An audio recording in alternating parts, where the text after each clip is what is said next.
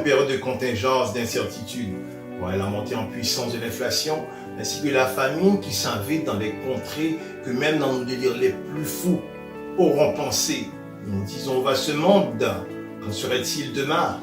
Les choses qu'autrefois que nous croyons certains va paraître ébranlées et même s'écrouler, alors que nous, d'entre nous sont maintenus artificiellement du vivant par des pilules ou des thérapies de toutes sortes. La solution à tout cela, c'est Jésus le Christ. Peut-être que vous dites à l'intérieur de vous, j'ai déjà donné une chance à Jésus. En fait, lui avons-vous offert une vraie chance? Et certains disent ceux avec raison, qu'il en soit une situation d'emploi ou toute autre, ils n'ont su me donner une vraie chance. Mais qu'en est-il de vous? Avez-vous offert une vraie chance à Jésus le Christ? Offre-lui donc une vraie chance et vous saurez voir ce qu'il fera dans votre vie. C'est la raison pour laquelle nous invitons à tenir un culte à sa gloire et ce dimanche après dimanche de 10h à midi. Nous sommes localisés au 213 rue du Médoc, Terrebonne, Québec, code postal J6W 6K6. Nous comptons vous voir nombreux et serons heureux de vous rencontrer.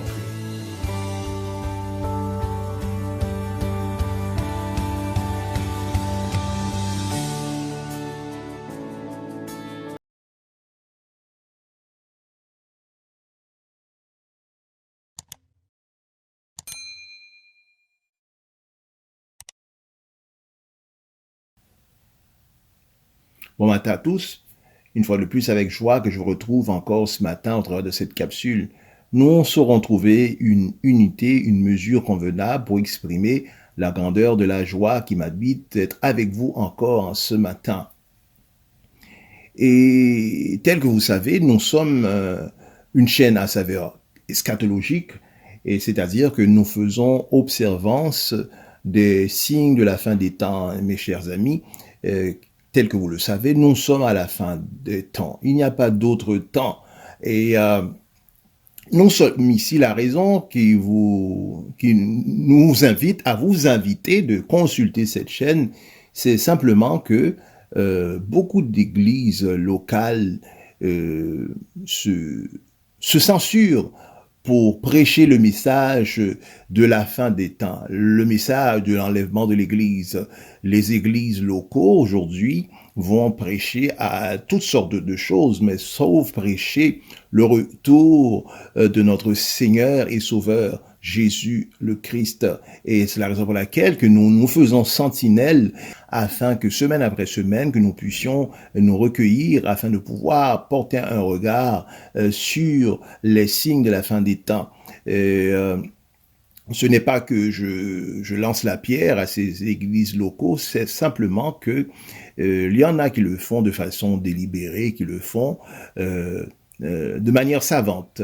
Ils refusent de vous enseigner le message de la fin des temps, et que ce message est une recommandation du Seigneur, que nous soyons enseignés, non seulement enseignés, que nous-mêmes, nous avons la responsabilité de nous montrer préparés à ce grand enlèvement à venir. Et nous, encore une fois de plus, ces églises, ces pasteurs, la plupart refusent de manière savante de vous enseigner sur le message de la fin des temps. Et d'autres, c'est simplement qu'ils n'ont pas les outils, ils n'ont pas, malheureusement, ils n'ont pas le savoir pour pouvoir vous enseigner c'est au niveau de ces enseignements. Et c'est la raison pour laquelle que nous vous disons de vous attacher quand même à ces églises locaux, parce que bon, le pasteur est un peu démuni, n'ayant pas les connaissances pour pouvoir vous enseigner ces messages, vous enseigner sur les rudiments de l'Apocalypse. Alors nous qui sommes ici, nous faisons complémentarité à votre église locale, c'est-à-dire que nous sommes une continuité, si vous voulez, aux enseignements de votre église. La raison pour laquelle nous invitons à vous attacher sur cette chaîne, à vous abonner et à nous suivre. Et semaine après semaine, par rapport à ce que le Seigneur nous inspire, nous venons avec vous afin de pouvoir déverser en vous une parole fraîche. Donc ce matin, nous allons ensemble considérer le passage de Colossiens du chapitre 1, du verset 1er au verset 3. Cela se lit comme suit. Si donc vous êtes ressuscité avec Christ, cherchez les choses d'en haut, où Christ est assis à la droite de Dieu. Affectionnez-vous aux choses d'en haut et non celles sur la terre. Car vous êtes morts et votre vie est cachée avec Christ en Dieu. Nous savons, mes chers amis, que l'apôtre Paul n'a pas été fondateur de l'église, celle qui se trouve dans le contrée de Colosse.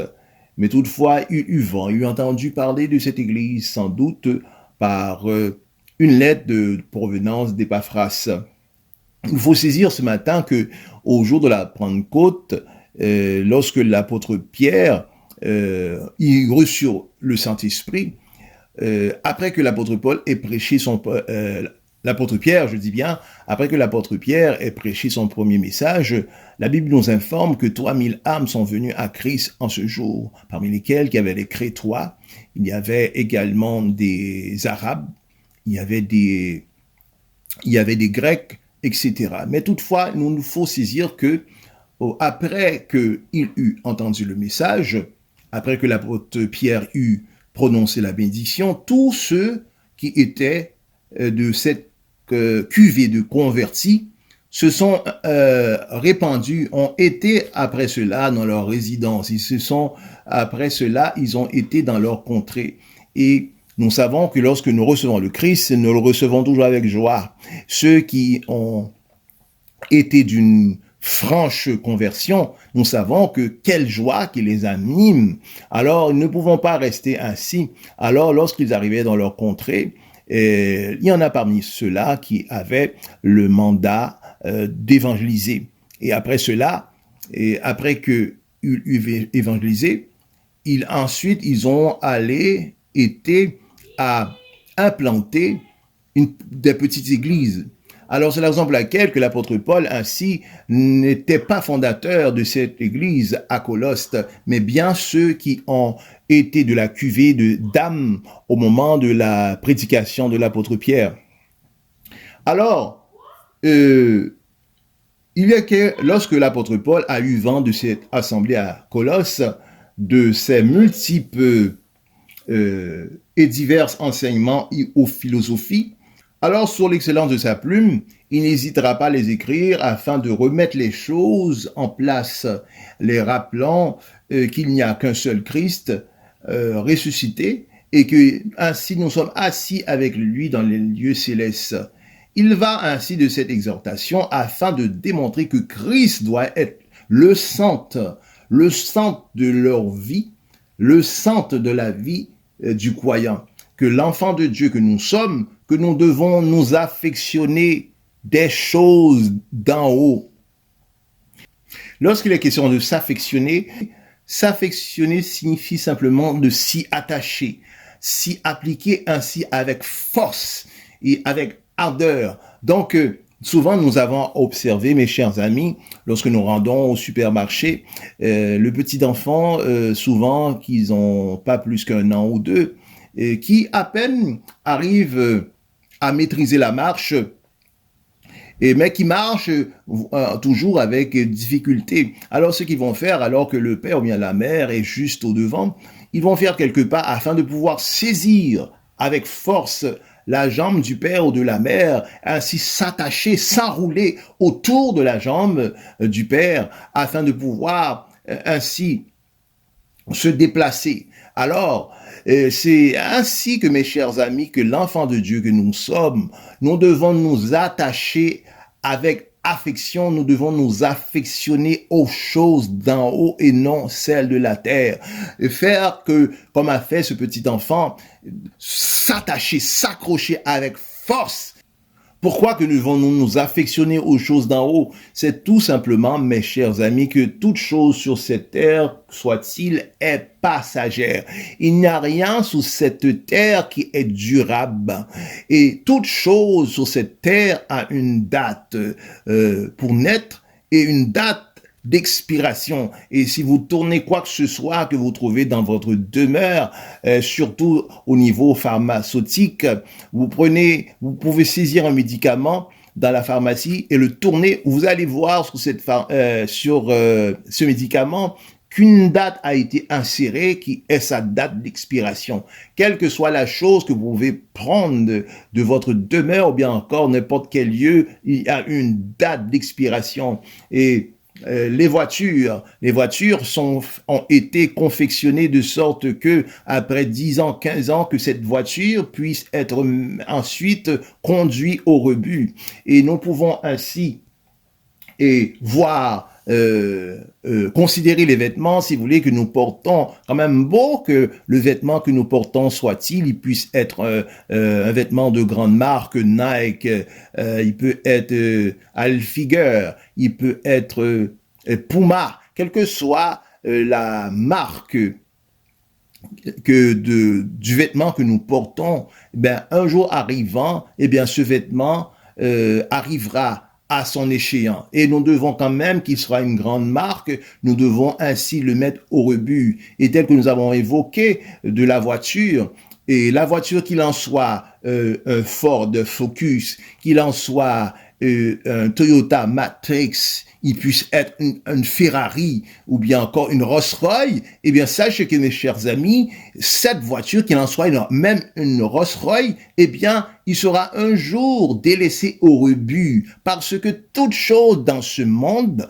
toute chose soit-il, est passagère. Et nous devons saisir cela, mes chers amis. Les choses qui nous empêchent de dormir la nuit, il y a des gens qui vont occuper jusqu'à 2 emplois et que la nuit, tout simplement, ils n'ont pas le temps de dormir parce qu'ils sont des travailleurs inlassables. Et pourquoi? Afin d'acquérir des choses, afin d'acquérir des valeurs de ce monde.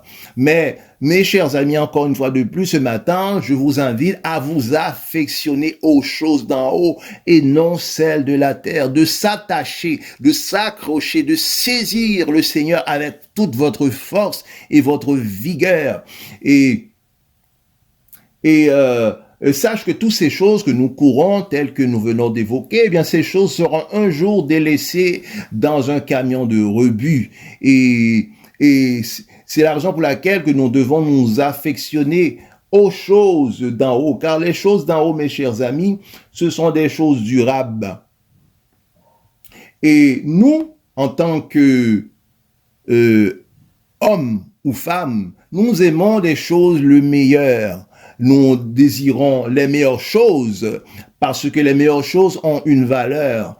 Et lorsqu'il est question de meilleures choses, nous parlons, par exemple, nous désirons un meilleur téléphone, nous désirons une meilleure école afin de pouvoir inscrire nos enfants, nous désirons devenir une meilleure personne, avoir une meilleure voiture et à l'école d'avoir de meilleures notes.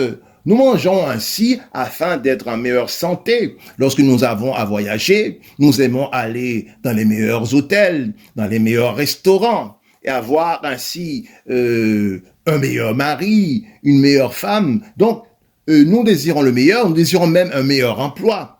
Et cela est compréhensible que nous désirons les meilleures choses, mais la chose qui est meilleure, et cela infiniment meilleure, ce sont les choses d'en haut. C'est la raison pour laquelle, lorsque Marthe et Marie reçurent Jésus le Christ dans leur demeure, il est trouvé que Marthe était à la cuisine et Marthe voulait faire non pas bonne impression, mais connaissant que Jésus le Christ était un grand enseignant, c'était un grand rabbin, alors elle voulait recevoir Jésus avec classe, avec honneur et dignité. Et elle alla s'affectionner à la cuisine.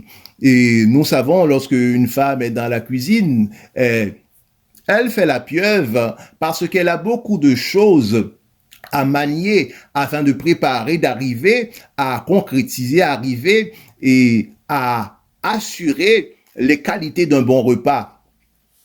Alors, étant donné qu'elle était épuisée à cause de la tâche, et alors que le Seigneur se trouvait au salon avec Marie à ses pieds, Marthe s'exclama, « Seigneur, pourquoi ne envoies-tu pas Marie pour s'affaire avec moi dans la cuisine ?» Le Seigneur a simplement répondu à Marthe, « Marthe, tu t'affaires pour peu de choses. Mais Marie s'est affectionnée aux choses qui sont nécessaires. Et donc, la part de Marie qu'elle a pris d'être à mes pieds, eh bien, cette part-là ne sera point ôtée. Donc, Marie s'est assise au pied du Seigneur. C'est simplement que ce que le Seigneur avait à dire dans son enseignement, c'était une chose vitale, c'était une chose fondamentale, c'était un incontournable ce que le Seigneur avait à dire. Et Marie s'assoyait au pied du Seigneur afin de pouvoir saisir mot pour mot ce que le Seigneur avait à dire. Car Marie savait en dedans d'elle que les choses d'en haut, ce sont les choses les meilleures. Alors c'est ainsi qu'elle s'est assise au pied du Seigneur, parce que les paroles qui sortent de la bouche du Christ, ce sont des paroles qui donnent vie. La vie, non seulement la vie terrestre, mais c'est la vie abondante, la vie éternelle. Donc Marie ne pouvait pas ainsi saisir plutôt les choses terrestres et laisser passer les choses éternelles. C'est la raison pour laquelle elle s'est donnée de manière consciencieuse afin de s'asseoir au pied du Seigneur. Donc, mes chers amis, nous désirons les choses les meilleures, mais toutefois, lorsque nous agissons dans ce monde, eh bien, nous montrons tout le contraire et nous courons vers des choses viles, vers des choses qui sont simplement de passage pour peu de temps. Alors, c'est la raison pour laquelle, mes chers amis, ce matin, je vous invite à vous affectionner aux choses d'en haut et non celles de la terre. Et surtout, ce matin, ne dites pas à l'intérieur de vous que j'aurai le temps. Car vous savez une chose, le temps ne vous appartient pas.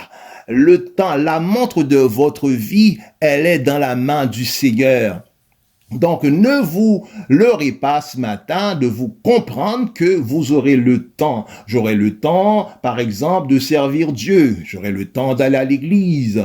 J'aurai le temps d'être un bon chrétien, d'abandonner la cigarette et l'alcool. J'aurai le temps de chercher la face de Dieu. J'aurai le temps de persévérer. J'aurai ainsi le temps de lire ma Bible.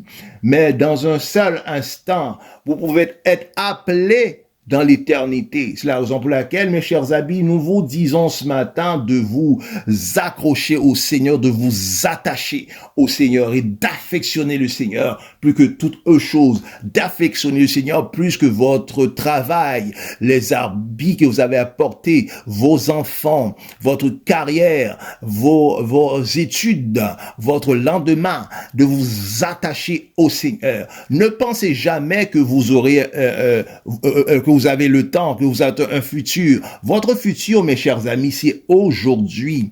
Car, comme nous avons dit un peu avant, vous ne savez pas à quel moment que vous serez appelé vers l'éternité. C'est ce jeune homme, tel que vous le savez, ce jeune homme, lors de ce parabole que le Seigneur a là. Le jeune homme s'est dit, écoutez, je me suis enrichi par tous les élans que j'ai mis dans le travail, des multiples efforts déployés. Alors ainsi, mon âme, repose-toi, car tu as tant de bien pour les jours restants de ta vie. Eh bien, le Seigneur disant à ce jeune homme, eh bien, insensé que tu es, eh bien, cette nuit même, ton âme te sera demandée. C'est ainsi, mes chers amis, mais nous ne savons pas n'importe quel moment le Seigneur peut nous appeler dans l'éternité. Non seulement dans l'éternité, mais le Seigneur peut également venir lors de l'avènement du Fils de l'homme. Car il est dit, lorsque le Fils de l'homme viendra dans sa gloire avec tous les anges, il s'assuira sur le trône de sa gloire. Il enverra ses anges avec la trompette retentissante. Il rassemblera ses élus aux quatre vents, depuis l'extrémité des cieux jusqu'à l'autre. Il anéantira la mort pour toujours. Le Seigneur, l'Éternel, essuie les larmes de tous les visages. Il fait disparaître de toute la terre l'opprobre de son peuple. Car le Fils de l'homme doit venir, il est dit, dans la gloire de son Père avec ses anges. Alors il rendra chacun selon ses œuvres. Alors le Fils de l'homme paraîtra dans le ciel. Toutes les tribus de la terre se lamenteront. Elle verra le Fils de l'homme venant sur les nuées du ciel avec puissance et une grande gloire. Mes chers amis, ces paroles sont un incontournable. Le Seigneur reviendra et Et ne vous laissez pas surprendre lors de son retour. Et le moment que nous sommes, mes chers amis, il n'y a pas d'autre moment que seulement de s'accrocher au Seigneur. Et si vous ne le faites pas aujourd'hui, eh bien demain, il se peut pour vous qu'il sera trop tard. Et nous devons nous affectionner, nous attacher au Seigneur. Et nous savons que la part, lorsque nous attachons au Seigneur, eh bien, cette part ne nous sera point ôtée. Personne ne peut le ravir. Lorsque nous délaisserons cette terre, nous ne délaisserons pas la terre avec un compte en banque. Nous ne délaisserons pas la terre avec nos voitures. Nous n'emporterons pas notre maison. Nous ne emportons rien avec nous, ne faisons pas l'autruche, car le Seigneur a dit que l'enlèvement de l'Église se fera comme au temps de Noé. Au temps de Noé, il est trouvé que les hommes vivaient. Ils vivaient dans le plaisir et mariaient leurs enfants. Et tout allaient au travail et s'occupaient de leur carrière, allaient s'occuper à toutes sortes de choses, mais seulement de se préoccuper que Noé avait érigé ce grand bateau et qui devait ainsi s'efforcer afin de rentrer de ce bateau. Non seulement de s'efforcer de rentrer dans ce bateau, mais qu'ils devraient eux-mêmes s'y mettre afin de pouvoir à la construction avec Noé ce bateau. Mais il ne fut pas ainsi, ils étaient à autre chose, jusqu'à ce que le déluge vienne et les emporte tous.